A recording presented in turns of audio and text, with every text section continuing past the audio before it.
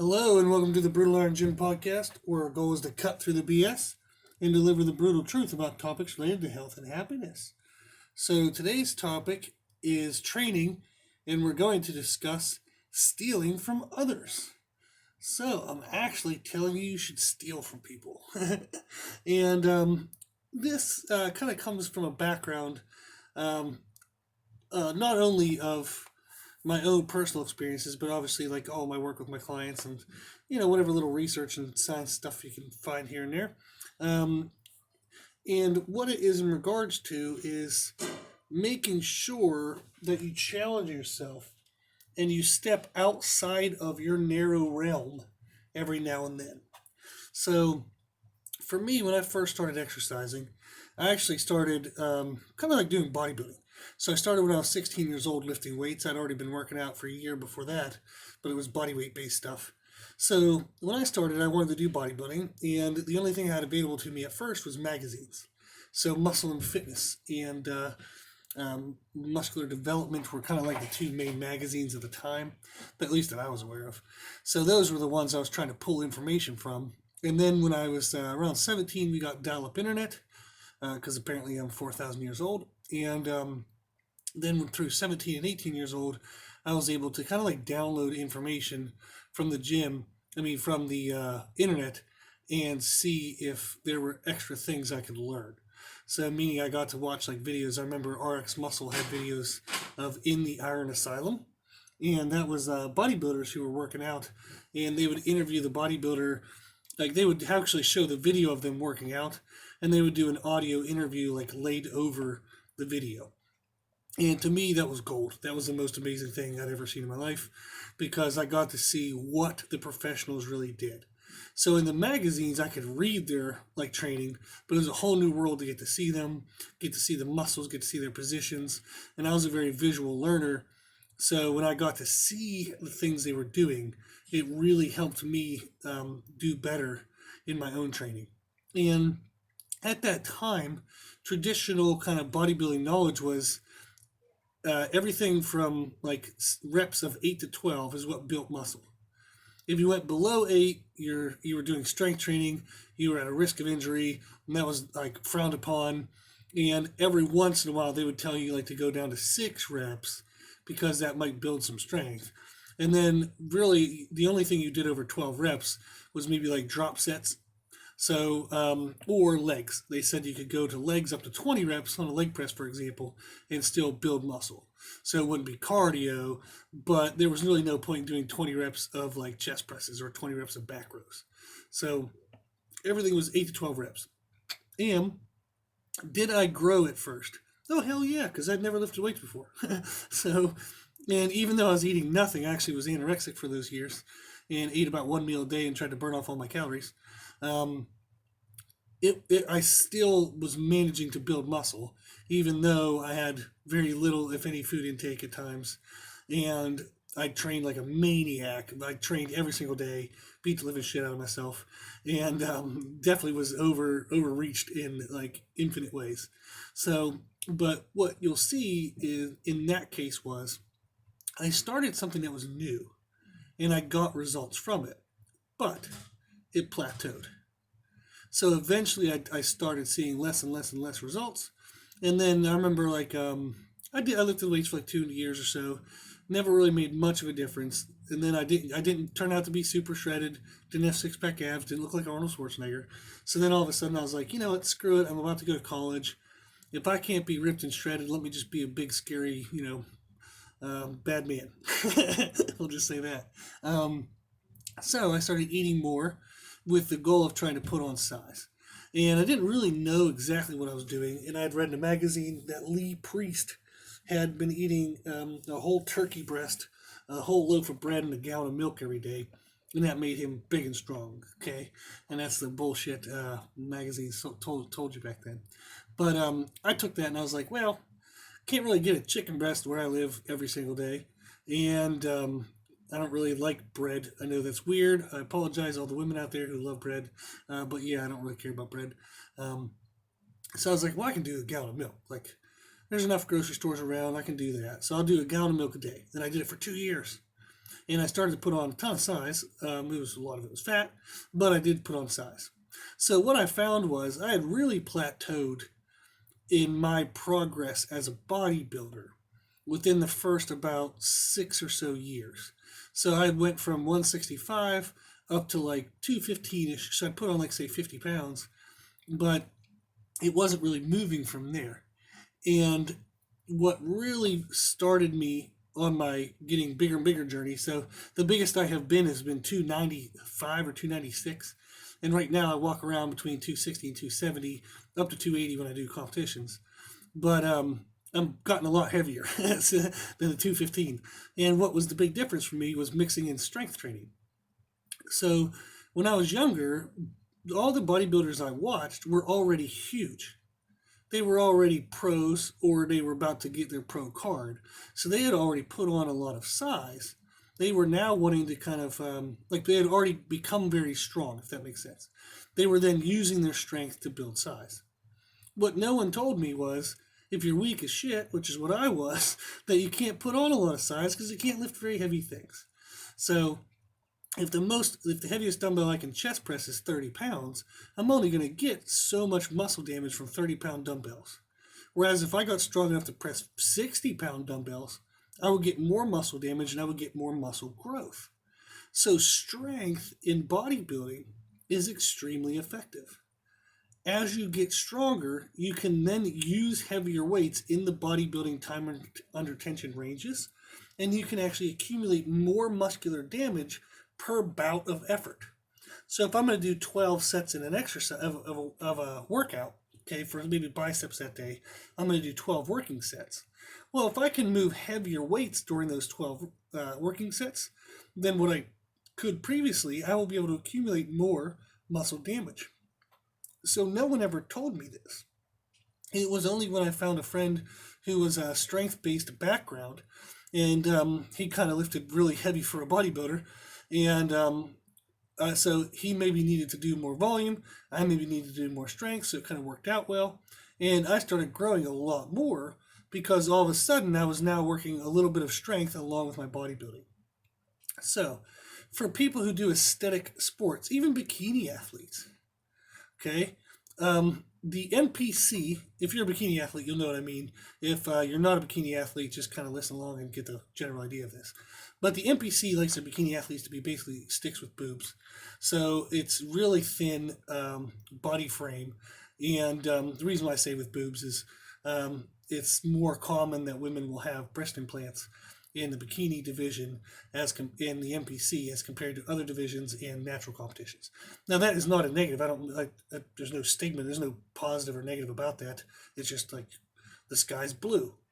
Okay, so that's just a fact kind of thing. So, but that's what they like. And then in natural competitions, like drug tested ones, again, bikini is not meant to have a ton of muscular build to the frame. So they're supposed to look kind of like tone, meaning that they don't have body fat on them, but they're also not super veiny. Their muscles are pretty well balanced. They're not going to be super separated between the muscles, so you're not going to see a huge separation between like the shoulder, the tricep, and the bicep. So they're not going to have like a shoulder cap in the aesthetic world. They'll know what I mean. But even in that, you still have to have a balance to your physique. So you can't have too big a front of shoulders and no back of shoulder. You can't have too big of quadriceps but no hamstrings. And you can't have too big of thighs but no butt. So even in an aesthetic category that doesn't require a lot of muscle, it is still important to get stronger so you can build the muscle you need to balance your physique. On the opposite side of that, you would think of like bodybuilders for men and women's physique because they don't have bodybuilding anymore for women. Those are the largest, most muscular athletes for males and females. And of course, we're going to think they need to want to build on muscle. So they definitely need to focus on strength as well. So if somebody only does bodybuilding in the sense that they only do time under tension ranges of say 30 to 60 seconds, and maybe every once in a while dipping down into 20 seconds, that you're really missing the boat on getting a lot stronger, which can then allow you to increase your volume in training. So if you do a few exercises of 10 to 20 seconds of time under tension, okay, a couple sets of 3 to 5 every now and then, that's going to help you build more strength. And that'll actually help you over time better develop your muscles because you'll be able to accumulate and create more damage to those muscles. So it's very important to steal, as a bodybuilder, it's very important to steal the good stuff from strength athletes. Now, strength athletes, it's exceptionally, incredibly, almost, I would say, invaluable to steal bodybuilding and cardio. Now, a lot of strength athletes in today's culture understand this 100%. They're all for it. They do bodybuilding work as their accessories. They understand that's what accessories are, is actually just bodybuilding work. And they do what we would call conditioning work, which is actually just cardio. So they'll grab a sled and drag a sled around. They'll maybe do like, variations of like walking lunges with different mobility things added in. They'll do barbell complexes. They'll do odds and ends that are like muscle cardio. So using weights as their cardio, they call it conditioning work. So the newer kind of top level athletes in the strength world, they all know this stuff and they all do it. But sometimes the kind of like old school mentality, or people who aren't as educated in how the body works, they're going to think they just need to do heavy shit and that's it. So they're like, cardio is for, all the chicks on the treadmill. That's stupid. Absolutely insanely stupid, because some of the strongest freaking people on the planet do cardio. So I don't know. I find it hilarious that people would think that, because if they just open their eyes and look around at what the best athletes, strength athletes are doing, they would see that they do conditioning work. Okay. And then what is accessory work? It's bodybuilding. It's just another word for bodybuilding. So after you would do like bench press, you're maybe going to do dumbbell chest flies, maybe some dumbbell presses, maybe tricep press downs, stuff like that. All that stuff needs to be done without momentum. It needs to be done under control and with the focus on the contracting and releasing of the exact muscle you want to work. So you're not just like throwing a whole weight stack of a tricep press down up and down, up and down, up and down. That's stupid. That's absolutely a waste of time. That's what the barbell was for when you benched. That was your explosive tricep work. Okay. When you're doing tricep press downs, the goal is to actually stress and damage the triceps, not see how much you can cable stack tricep press down. Who gives a shit? There's no award for the heaviest tricep press down, you dumbass. So that's what I tell myself all the time. So whenever I'm doing strength training and I get into like an accessory lift, and like say I'm doing something, I'm doing it for 8 reps, and I'm like, well, I could go up like maybe 10 or 15 more pounds, and I know that my form would kind of slip, and it becomes more like, I wonder if I can do it, rather than what the purpose of the actual exercise is. So rather than me thinking, I wonder if I'm getting good muscle damage here, so that way my muscle will grow stronger to better be used in the main lift. So instead of that being my focus, which is what it should have been, or should be, I'll get into like, I bet I could do 10 more pounds. And it's like, who cares? No one cares what you can do on this exercise. So accessory exercises are just meant to isolate out weaknesses that you can get stronger by creating more muscle tissue. That's what it's meant for. So strength athletes need to train like bodybuilders when they do their accessory work. They need to move slow and controlled, focus on muscle intention, not movement intention. So the reason why I'm talking really slowly is because we have done a podcast about that before, and I'm giving myself time to look it up. So in podcast 220, we discussed the difference between muscle intention versus movement intention. So in strength sports, there are certain exercises where your goal is just to move the weight. You're going to move it efficiently. You have great technique. There's a lot of science to it. There's a lot of intentionality to it. But the goal is just to move the thing. You're not necessarily trying to feel a muscle like get damaged, because then you'll actually be getting an injury. But the goal is just to move the thing. But then there are exercises that are muscle intention. And again, this is podcast 220. And muscle intention exercises are exercises that are intended to target a muscle for damage, not intended to just focus on a movement. So a bench press is a movement exercise, whereas a tricep press down, it has the damn muscle name in the name. So a tricep press down is a muscle-based movement, in the sense that you want to be giving it muscle intention, not movement intention. So that helps strength athletes to understand that they need to be doing cardiovascular stuff, okay, muscle work, muscle cardio, because that's conditioning work. So the best coaches in the world for strength athletes do conditioning work. And they need to treat their accessory work like bodybuilding, because that's what it frickin' is. Instead of just calling it bodybuilding, they call it accessory work, but it's the same damn thing. Okay? Now, cardio-based athletes, athletes who do a lot of running, okay, or cycling, or whatever the hell else all you crazy cardio people do.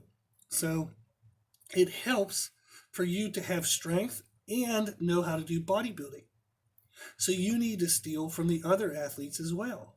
So cardio-based athletes, when you start, say, a swim or a run or whatever, like bicycling race, the capacity of work that you have is limited by your strength. However strong you are is what you have to give to that activity. So if I have 8 units of strength, I can do this activity until all 8 units are worn out, right? Well, if I learn how to strength train safely and properly, then I can increase my units of strength up to 10. I now have 10 units I can wear out before I'm dead with my activity rather than 8. So I can last longer. Also, strength plus bodybuilding in the sense of having extra muscle around joints helps you protect your joints. So you can actually have more longevity in your athletic career. You can prevent injuries. You can also come out of your career with better posture. So a lot of cardio-based athletes have really shit posture. So the stronger you are, the more muscle you have around your shoulders, upper back, and chest, it can keep you with better posture. Okay? So strength and bodybuilding are extremely, extremely important for cardio-based athletes. So I've worked with tons of cardio-based athletes on strength, and every single time they improve their performance. So I've worked with swimmers, I've worked with runners, I've worked with cyclists, I've worked with triathletes who do all that stuff. I've worked with a ton of endurance-based athletes. And every single time we get them stronger, they get better performance. Every time. So that's what we should be thinking in our training is, what are other people doing that maybe I am not doing? And are there benefits for me to try what they do? And I'm going to come back to this more in a second. The other thing that we want to do in places that we want to steal from other people is in knowledge. We want to always remain open-minded. Okay? So I still watch how-to videos. So if I scroll past something on YouTube and it says how to deadlift and I've never watched it before, I'll open it and look at it, because who the hell knows? They might say something I'm not aware of, or I didn't think about.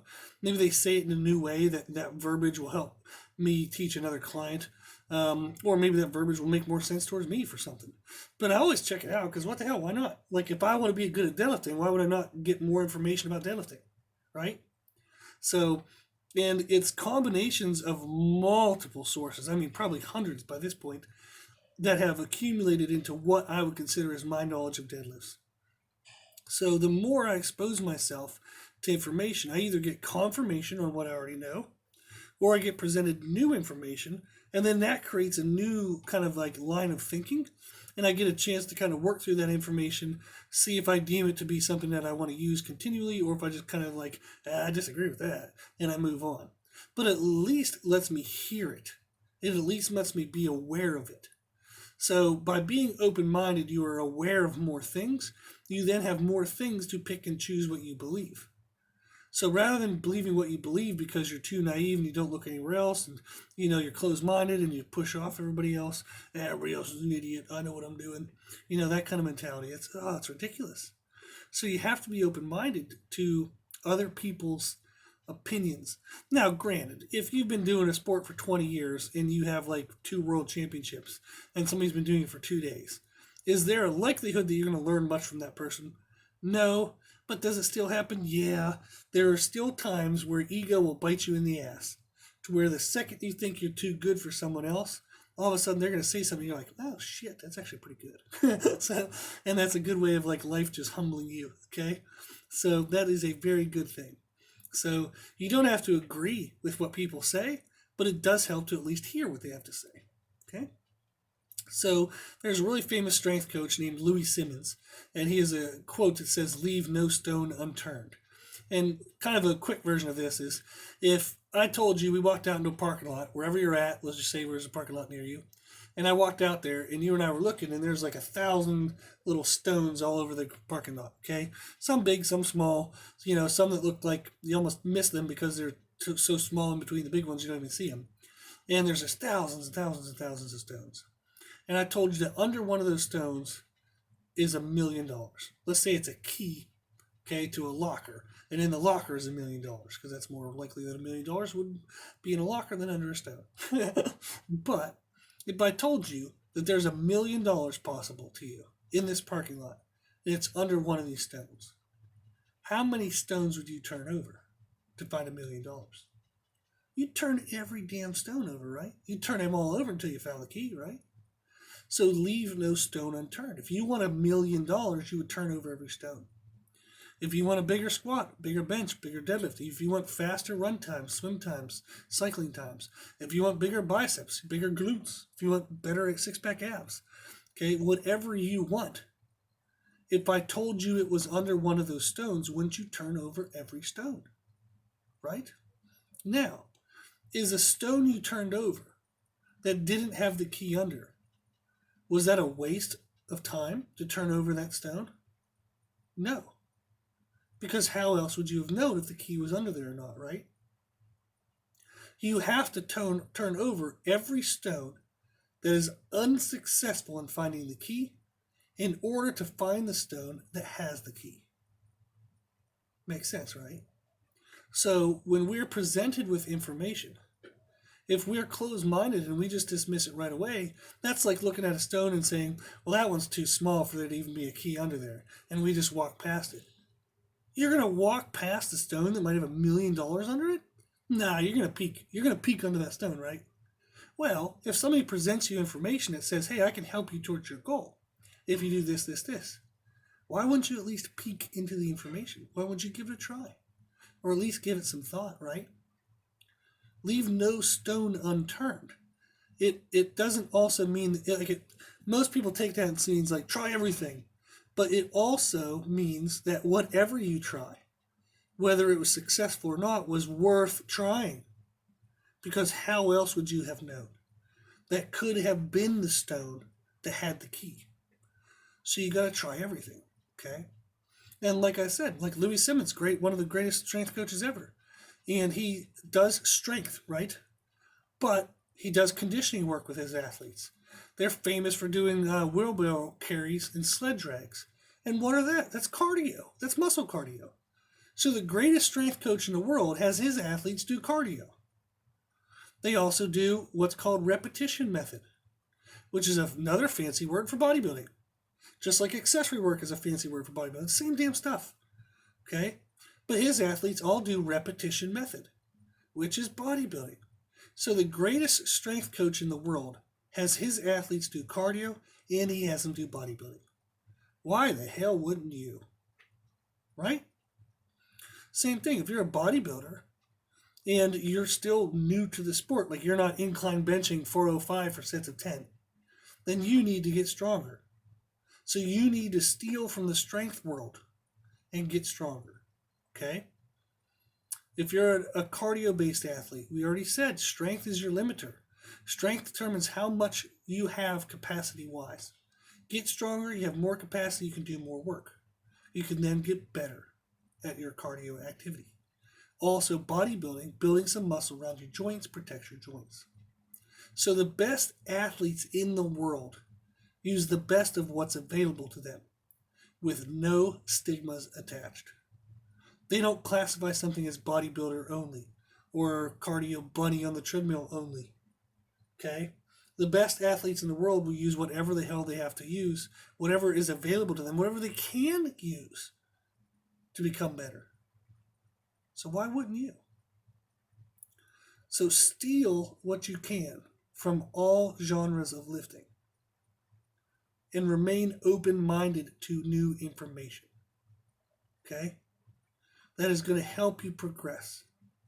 So anytime you feel like you've reached a plateau, that's probably one of the best times ever to look into other genres. Because maybe you've maximized your strength, but maybe you haven't maximized your muscle tissue. Maybe your bench hasn't moved in a while. Maybe you just need bigger chest muscles. Maybe you need bigger triceps, bigger biceps, bigger lats. If you get bigger muscles, they can then be stronger muscles, and then you can actually get stronger. You might be peaking out the strength, but you haven't peaked out bodybuilding. Same thing. If you're a bodybuilder, you might have peaked out your current level of strength. You can create as much damage as you can for how strong you are now, but why not get stronger for tomorrow? Okay? So mix your genres, be open-minded, steal as much as you can from everyone around you, okay? And it'll help you become a better athlete. Cool. If you like this podcast, please share it with family and friends. The more people we help, the happier the world will be. Also, if you like this information, you can find more from us on Instagram, Facebook, and Twitter at Brutal Iron Gym. And if you have any questions, feedback, or suggestions, we'd love to hear from you. The podcast is for you, so we want to know what you want to learn about. And you can tell us at our email at brutalironGym@gmail.com. As always, I hope this was helpful. And thank you for listening. And thank you for watching.